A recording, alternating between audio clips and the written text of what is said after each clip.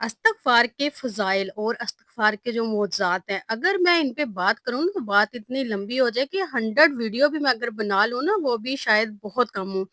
क्योंकि इसके मौज़ज़ात इतने हैं और मुझे ना रोज़ाना आपके मैसेजेस आते हैं और जो मैंने पहले जितनी भी इस्तिग़फ़ार के बारे में वीडियो अपलोड की है ना, तो सब पे आप सबने बहुत अच्छा मुझे रिस्पॉन्स दिया और बहुत सारे कमेंट किए और हर कमेंट में ना एक ही क्वेश्चन होता है, हमने कितनी दफ़ा पढ़ना है। देखिए, जब वीडियो आपके लिए बनाई जाती है ना, आपको बताई जाती है, तो उसमें एक-एक बार डिटेल के साथ बताई जाती है और बहुत आसानी के साथ बताई जाती है कि आपको समझ आ जाए और आप आसानी से इस तरीके को फ़ॉलो करके ना पढ़ सकें। आपको किसी किस्म का मसला नहीं हो, लेकिन आप क्या करते हैं, आप थोड़ी-सी पढ़ते हैं थोड़ी-सी सुनते हैं, स्किप करते हैं और आगे क्वेश्चन कर देते हैं। जब तक आप वीडियो को फुल वॉच नहीं करेंगे ना, तब तक आपको समझ नहीं आएगी, आप इसके क्या फ़ायदे हैं, क्या मौज़ज़ात हैं और इसके क्या फ़ज़ाइल हैं और हाँ, आपने कितनी दफ़ा पढ़ना है और किस तरह पढ़ना है। और ये सब तभी पॉसिबल है जब आप वीडियो वीडियो को फुल वॉच करेंगे।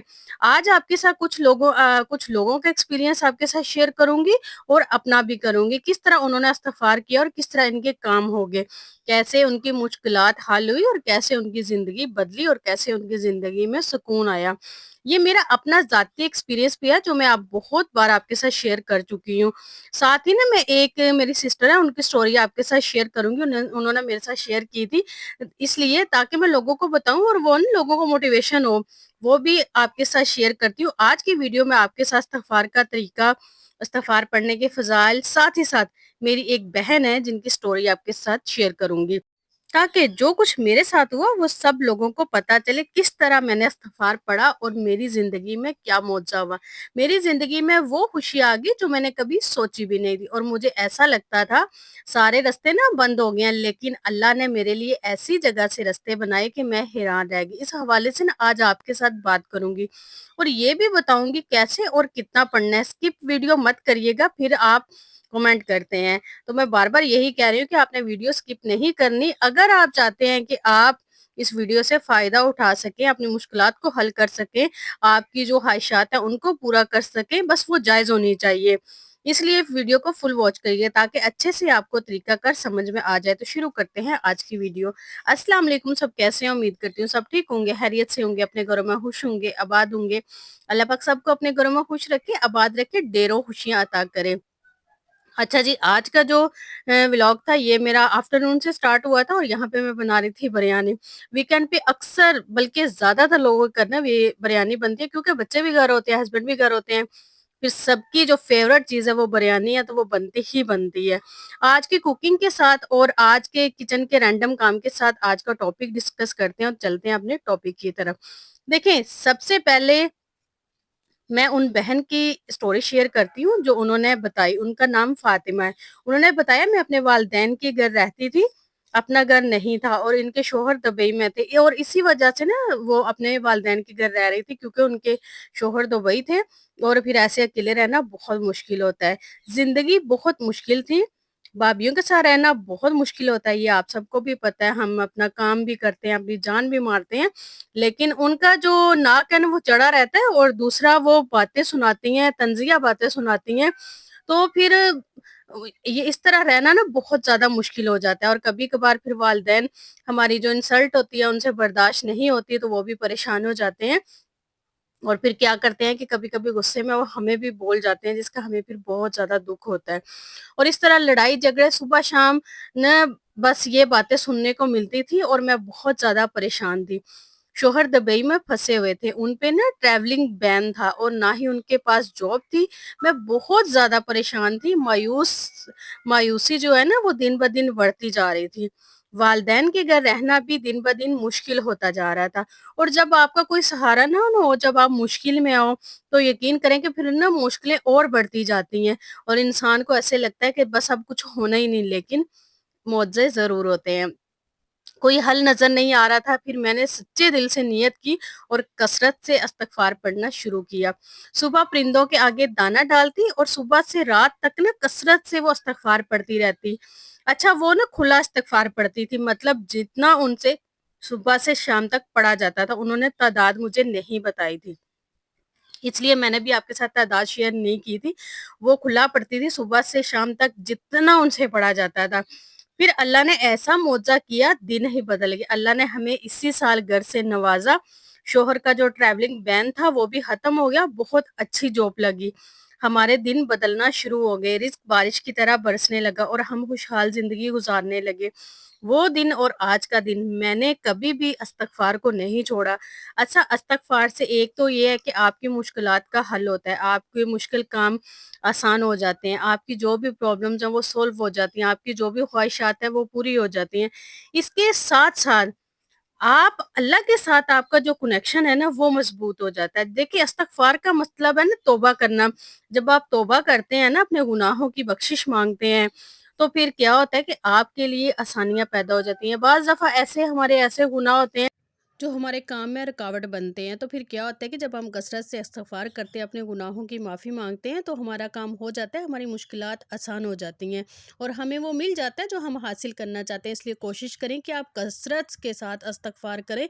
देखिए, इस्तग़फ़ार के बहुत सारे फ़ायदे हैं। इस्तग़फ़ार आपको बुराइयों से बचाता है, नेकी आपको अच्छाइयों की तरफ लेके जाता है, आपको बहुत सारे गुनाहों से बचाता है और साथ ही साथ अल्लाह पाक के साथ आपका जो रिश्ता है ना, वो बहुत ज़्यादा मज़बूत हो जाता है। इस्तग़फ़ार आपको झूठ से बचाता है, इस्तग़फ़ार आपको नेकियों की तरफ लेके जाता है और इस्तग़फ़ार के तो इतने फ़ज़ाइल हैं कि आपकी ज़िंदगी का कोई ऐसा काम नहीं है, कोई ऐसी मुश्किल नहीं है जो सॉल्व ना हो सके। इसके साथ मैं अपना एक्सपीरियंस आपके साथ शेयर करूँगी कि मैंने इस्तग़फ़ार ना पिछले रमज़ान में शुरू किया था और ऐसे हुआ था कि मेरा ना एक काम जो है वो अटक गया था। अटक ऐसे गया था, देखिए एक लड़की के लिए बहुत मुश्किल होता है, वो घर भी देखती है, बच्चे भी देखती है, अपने शौहर को भी देखती है और साथ-साथ अपना कोई अगर वो वर्क कर रही है, वो भी कर रही है, तो उसके लिए बहुत ज़्यादा टफ़ होता है। और जब वो काम कर रही होती है ना, जब उसको सिला नहीं मिल रहा होता, कुछ उसको नज़र नहीं आ रहा होता कि मेरा ये काम हो सकता है, तो वो फिर बहुत ज़्यादा परेशान हो जाती है और मायूसी की तरफ जाती है। तो मुझे ना बहुत ज़्यादा टेंशन थी, बहुत ज़्यादा परेशानी थी कि मैं मेहनत कर रही हूँ, लेकिन मुझे मेहनत का जो फल मिलना चाहिए, जो मैं डिज़र्व कर रही हूँ, वो मुझे मिल नहीं रहा। तो फिर ऐसे हुआ कि एक सिस्टर ने ना यहाँ पे यूट्यूब पे वीडियो अपलोड की और उन्होंने इस्तग़फ़ार के बारे में बताया। मैंने आराम से सुकून से बैठ के फुल वीडियो वॉच की और उनका जो तरीक़ाकार था, वो थोड़ा डिफ़रेंट था, लेकिन मैंने ऐसे किया कि मैंने ना खुला पढ़ना स्टार्ट किया और उन्होंने वैसे तादाद बताई थी, लेकिन मैंने खुला पढ़ना शुरू किया और यकीन करें कि कुछ ही दिन गुज़रे थे और मेरा काम हो गया, जो मुझे चाहिए था वो मुझे मिल गया। और उसके बाद से आज तक मैंने कभी भी, ये 1 ईयर होने वाला है, कभी भी मैंने इस्तग़फ़ार को नहीं छोड़ा। और इस्तग़फ़ार आप छोड़ भी नहीं सकते। एक दफ़ा जब आप शुरू कर लेते हैं ना, तो फिर कभी भी आपसे छूट नहीं सकता। अच्छा, बहुत सारे लोग ऐसे होते हैं, कहते हैं कि हमारे से ना इतना नहीं पढ़ा जाता।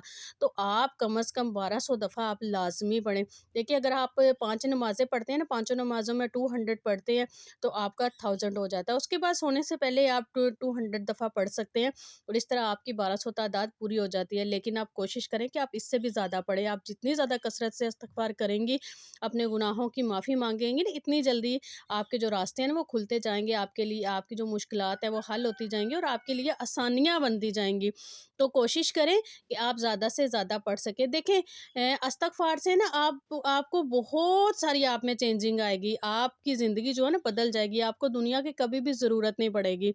आपका लगाव अल्लाह पाक से बहुत ज़्यादा हो जाएगा और आपको ना एक दिल से सुकून और तसल्ली जो होती है ना, जैसे मुतमिन ज़िंदगी होती है, आपको वो महसूस हो जाएगी। आपका कोई भी काम, वो जो आप सोचते थे ना कि पता नहीं ये कैसे होगा, वो चुटकियों में हो जाएगा। आपको समझ भी नहीं आएगी कि हुआ क्या है और कैसे हुआ है। अच्छा, यहाँ पे ना मुझे बहुत सारे लोग ये कहते हैं कि आप अपने मतलब के लिए ना इस्तग़फ़ार पढ़ती हैं। देखें, बच्चे जो पेपर देते हैं और वो अल्लाह पाक से पास होने की दुआ करते हैं, तो क्या वो अपने मतलब के लिए करते हैं?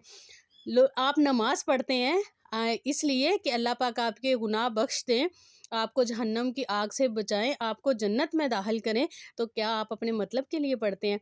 देखिए, मतलब नहीं होता, हम मेहनत करते हैं और अल्लाह पाक से दुआ करते हैं कि हमें इस चीज़ में कामयाबी दें और अपनी कामयाबी के लिए दुआ करना, कोई वज़ीफ़ा करना, इस्तग़फ़ार पढ़ना, मेरे ख़्याल में बिल्कुल भी बुरी बात नहीं है। और ये आपको भी अपना जो माइंड है वो चेंज करना चाहिए कि हम अपने मतलब के लिए या अपने व्यूज़ के लिए हम इस्तग़फ़ार पढ़ते हैं, ऐसे नहीं। चलिए, अगर हम व्यूज़ के लिए इस्तग़फ़ार पढ़ते हैं, तो इस व्यूज़ में हमारा रिस्क है, तो हम अपने रिस्क के लिए और रिस्क की बरकत के लिए अगर हम इस्तग़फ़ार पढ़ते हैं, तो क्या हम गलत करते हैं?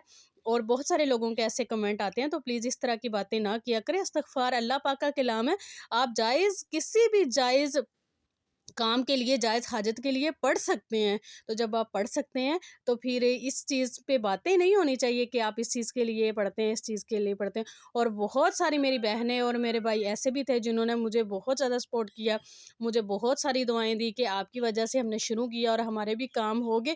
دیکھیں اچھی بات بتانا صدقہ جاریہ ہے اور آپ سب کو بتانا چاہیے، اور اچھی آپ کو جب تک یہ آپ کی ویڈیو جہاں جہاں تک پہنچتی جائے گی، جو جو پڑھتا جائے گا آپ کو ثواب ملتا جائے گا۔ اس لیے کوشش کیا کریں کہ آپ اچھی بات پھیلائیں اور سب کو بتائیں، یہ نہیں کہ آپ باتیں کریں کہ آپ اس لیے پڑھتے تھے، اس لیے پڑھتے تھے۔ دیکھیں اگر اولاد کے لیے میں آپ کے ساتھ شیئر کروں گی، اگر کوئی اولاد کے لیے پڑھنا چاہتا ہے، اولاد کے لیے تھوڑا سا ڈیفرنٹ ہے، چاہے آپ بیٹے کے لیے پڑھیں یا پھر اگر آپ کے پاس اولاد نہیں ہے آپ نے اولاد کے لیے پڑھنا ہے، اس کے لیے آپ نے ایسے پڑھنا ہے کہ ایک تو آپ نے نماز کی پابندی کرنی ہے اور آپ نے اول آخر 11 دفعہ درود شریف پڑھنا ہے۔ اس کے بعد آپ نے 1.25 1,25,000 مرتبہ آپ نے استغفار پڑھنا ہے، جسٹ استغفر اللہ۔ اور یہ آپ نے اپنے نا ڈیز فکس کرنے ہیں، چاہے آپ 1 ویک میں پڑھ لیں چاہے آپ 2 ویک میں پڑھیں، لیکن اس 2 ویک کے اندر اندر ہی آپ نے پڑھنا ہے۔ آپ نے ایسے نہیں کرنا کہ آپ نے 2 ویک کا ٹائم رکھے اور آپ 3 ویک میں پڑھیں۔ آپ پہلے ہی اتنا ٹائم رکھیں کہ آپ آسانی سے پڑھ سکیں گی جتنا آپ نے پڑھنا ہو، اور اس کے بعد پھر جب یہ ختم ہو جائے گا، لیکن آپ نے ایک کام یہ بھی کرنا ہے کہ آپ کا یقین پختہ ہونا چاہیے۔ آپ کا جتنا یقین پختہ ہوگا نا، آپ یقین کریں کہ آپ کا کام اتنی جلدی ہوگا، اتنی آسانی کے ساتھ ہوگا کہ آپ سوچتے رہیں گے کہ ایسا کیسے ہوا ہے۔